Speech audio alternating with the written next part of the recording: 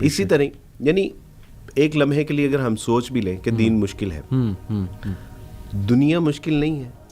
یعنی صرف ہم نے یہاں پہ 60 سال میکسیمم ہم نے 60 سال رہنا ہے، اور اس کے لیے بچوں کو صبح سردی گرمی میں اسکول نہیں بھجوا رہے. کیا ان کے لیے ہم محنت مشقت نہیں کر رہے؟ یعنی دنیا میں بھی کون سا کام ایسا ہے اور ہم چھوڑ دیتے ہیں؟ یعنی اگر دنیا میں کوئی مشکل کام ہے تو ہم یہ کہہ کہ کب چھوڑ دیتے ہیں کہ یہ مشکل ہے، یہ ہم نہیں. دنیا کے لیے بڑے دھکے کھاتے ہیں ہمارے سامنے. اور یقین کیجئے کہ مجھے صرف یہی سمجھ آ رہی تھی کہ عبدالوارث یہاں اگر 20 25 30 سال میکسیمم، ویسے تو ابھی لمحے کی بھی پتہ نہیں ہے کہ ہم زندہ رہیں گے یا نہیں رہیں گے، لیکن میکسیمم اگر ہم نے 30 40 50 سال اگر یہاں پہ سروائیو کرنا بھی ہے، علی بھائی وہ زندگی دیکھ کے میری روح کانپ جاتی ہے کہ جو نہ ختم ہونے والی ہے، جس کا کوئی اخیر ہی نہیں ہے. حدیث میں آتا ہے کہ اس دن موت کو بھی جو ہے وہ برے کی صورت میں لایا جائے گا اور اس کو بھی قربان کر دیا جائے گا. جو زندہ ہے وہ زندہ ہی ہے. تو میں سوچتا تھا کہ عبدالوارث آج آپشن ہے، ماں باپ بہن بھائی رشتہ دار، یہ جو کچھ آپ کا اسٹیٹس ہے، یہ جو بھی معاشرے میں ایک مشکل مرحلہ تھا، کہ آخرت کے معاملے میں یہ کچھ بھی نہیں ہے. اور پھر ہوا یہ کہ جب اسلام قبول کرنے کی طرف آئے، فیصلہ کیا، تو میں دیکھ رہا تھا کہ پیچھے مڑ کے جب دیکھا تو فیانسی بھی نہیں تھی. مجھے زیادہ دکھ جو ہے وہ فیانسی کا تھا. بالکل بچپن کی محبت وہ بھی نہیں ہے، امی ابو نہیں ہے، بہن بھائی نہیں ہے، جو بچپن کے دوست تھے وہ بھی نہیں ہے. پیچھے مڑ کے دیکھا تو کوئی نہیں ہے، لیکن جیسے ہی میں نے آگے مڑ کے دیکھا تو میرے اللہ تھے، رسول اللہ تھے، کتاب اللہ تھی. اور پھر اس کے بعد اللہ سبحانہ تعالیٰ نے ایسے راستے میرے لیے آسان کیے کہ میں چلتا گیا اور لوگ ملتے گئے.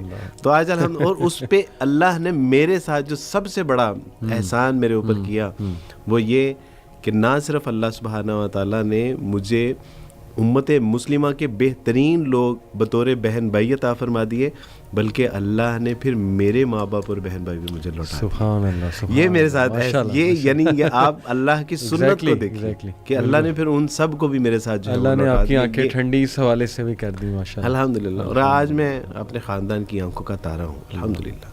ان کی خواہش ہے کہ عبدالوارث ہمارے گھر میں ایک کپ، وہ مسلمان نیو مسلم ہے یا نان مسلم ہے، ان کی خواہش ہے کہ عبدالوارث، ابھی میں الحمدللہ کچھ دن پہلے اپنی شی از کرسچن اسٹل ناؤ، تو اس کی آنکھوں میں آنسو تھے کہ آج میرا بھائی میرے گھر آئے. میرے اور وہی لوگ تھے کہ جنہوں نے میرا بائیک آؤٹ کیا تھا، وہی لوگ تھے جو میرا بائیک آؤٹ کر کے آج وہ میرے آفس میں آتے ہیں مجھ سے ٹائم لے کے.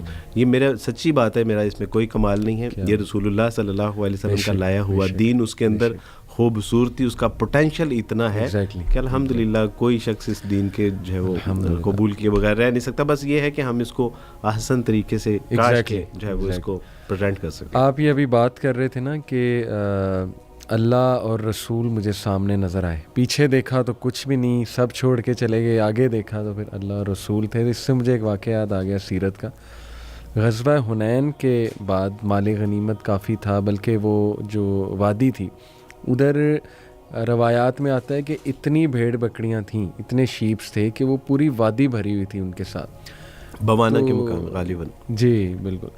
تو ظاہر ہے رسول اللہ صلی اللہ علیہ وسلم کی ایک اسٹریٹجی تھی کہ مائل کرنے کے لیے ان چیفس کو جو ابھی تک اسلام قبول نہیں کیا ان کو ذرا زیادہ نبی صلی اللہ علیہ وسلم دیتے تھے، اور یہ ایک نبی کی کمانڈر کی ڈسکریشن ہوتی کہ وہ دے سکتا ہے. انصار میں چمگوئیاں ہونے لگیں، تھوڑا سا آپ کو پتا ہے منافقین ٹائپ لوگ ہوتے ہیں، انہوں نے آپ نے انصاف نہیں کیا، آپ نے انصاف نہیں کیا، یا یہ کہ یہ دیکھو جی ہم نے مہاجرین کے لیے کیا نہیں کر دیا، اور آج مال کنے مل رہا ہے، وہ لوگ جو ابھی دین میں آئے بھی نہیں، نئے لوگ ہیں، پتہ نہیں وہ ہماری اتنی قربانیاں ہیں، ہماری طرف دیکھا ہی نہیں. یہ وہ اللہ کے نبی صلی اللہ علیہ وسلم تک بات پہنچی.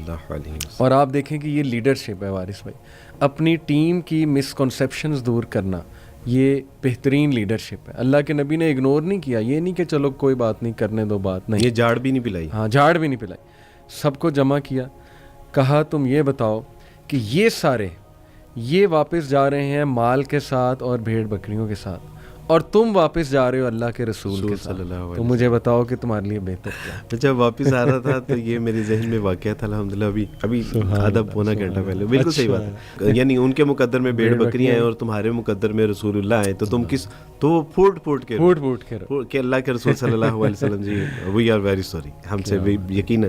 تو بڑی یہ بالکل صحیح بات ہے کہ یہ لیڈرشپ بھی ہے, اور جس کے حصے میں واللہ ہے, رسول اللہ آ گئے, جس کے حصے میں توحید آ گئے, کتاب اللہ آ گئی.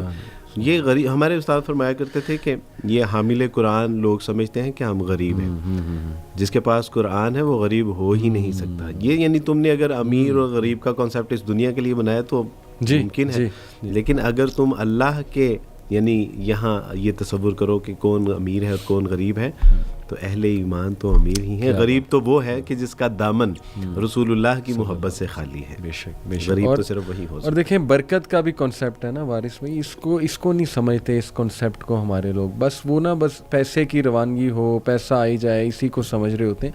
حالانکہ ٹائم میں برکت, مال میں برکت, اولاد میں برکت, آپ کے ریلیشن شپس میں برکت, یہ قرآن کی برکات سے ہیں. میں نے تو کئی لوگوں کو دیکھا وارث بھائی, میں ان کے جب گھر انٹر ہوا نا, مجھے ایک بہت ہی پازیٹیو انرجی, یعنی میرا دل خوش ہو گیا ان کے نا گھر انٹر ہو کے. مجھے ایسا محسوس ہوا جیسے اس گھر میں نا ایک لائٹ ہے الحمدللہ, اور یہاں پہ بہت ہی ایک آپ کہہ لیں کہ ایسا ماحول ہے کہ دل کو سکون ملنے والا جو ہے نا وہ ماحول ہے. تو every time I ask them کہ جی کیا وجہ آپ کے گھر میں ماشاءاللہ سکون بہت ہے.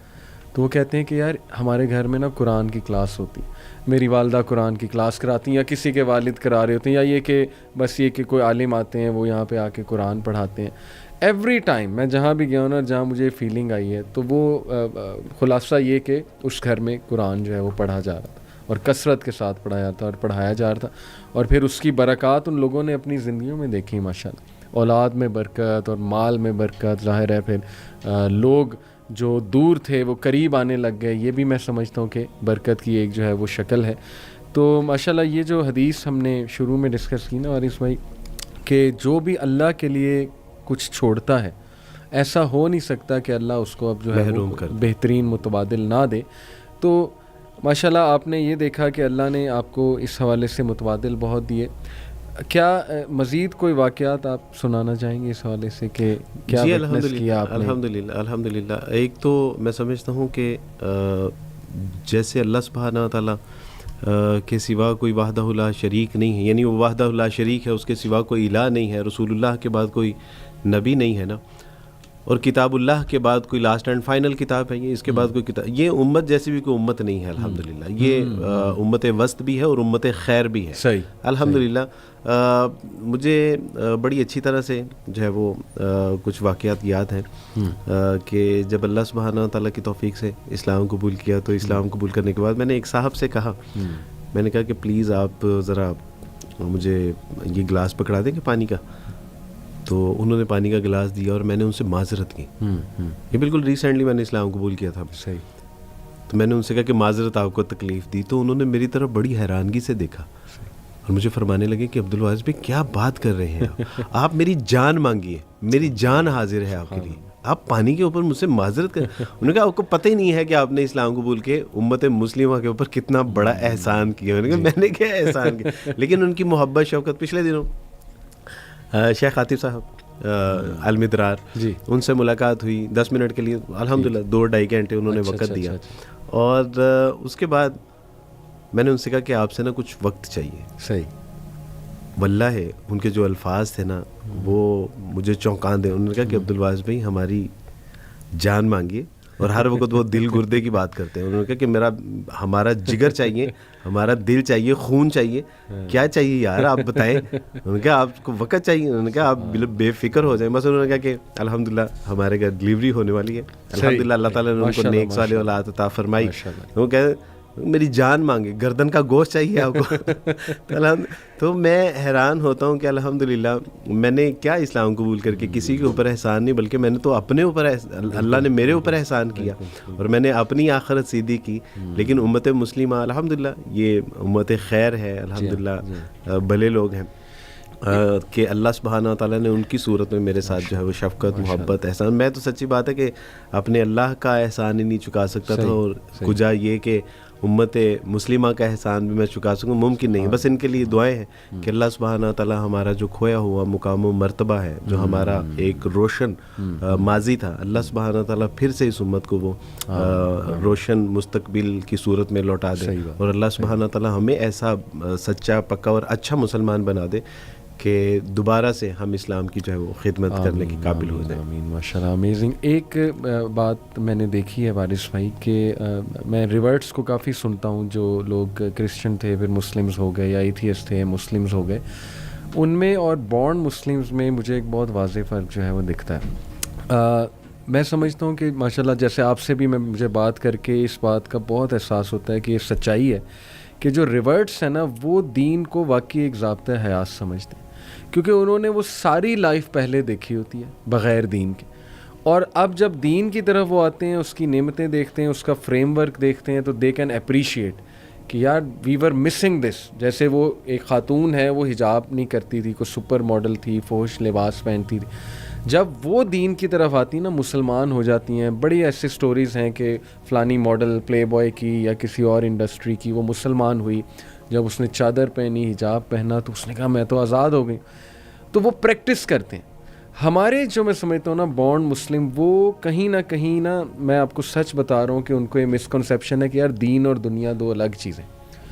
جیسے میں آپ کو بتاؤں کہ لبرٹی کیمپس ماشاءاللہ وہاں پہ ایک بچی نے بڑا اچھا سوال کیا, اینڈ وی ریئلی اپریشیٹ کہ بچے سوال کریں.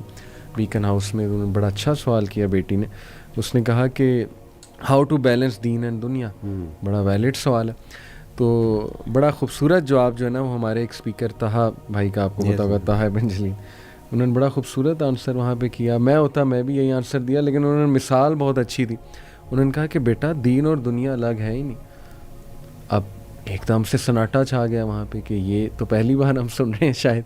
انہوں نے کہا میں آپ کو مثال دیتا ہوں.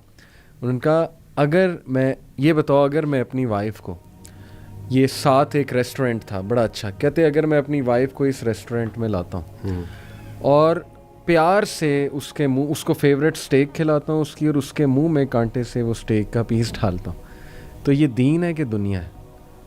بڑا ویلڈ سوال ہے. اب وہ بہت سو نے کہا جی دنیا ہے. انہوں نے کہا یہ عین دین ہے. اللہ کے نبی صلی اللہ علیہ وسلم نے کہا کہ اللہ مسکراتے ہیں اس شوہر پہ جو اپنی وائف کے منہ میں اپنے ہاتھ سے لقمہ کھلاتا ہے. تو انہوں نے کہا دیکھو بیٹا, یہ تو کرسچینٹی کا کنسیپٹ تھا کہ دین الگ ہے دنیا الگ ہے, بس تم 6 دن دنیا میں رہو, اس کے بعد ایک دن سنڈے کو آ جاؤ اور بس وہ دے دو, کنفیس کرو, اور ظاہر ہے کہ وہ تھوڑا سا روحانی ہو, بیپٹائز ہو, اس کے بعد دوبارہ واپس جاؤ, تو آتے رہو اس طرح.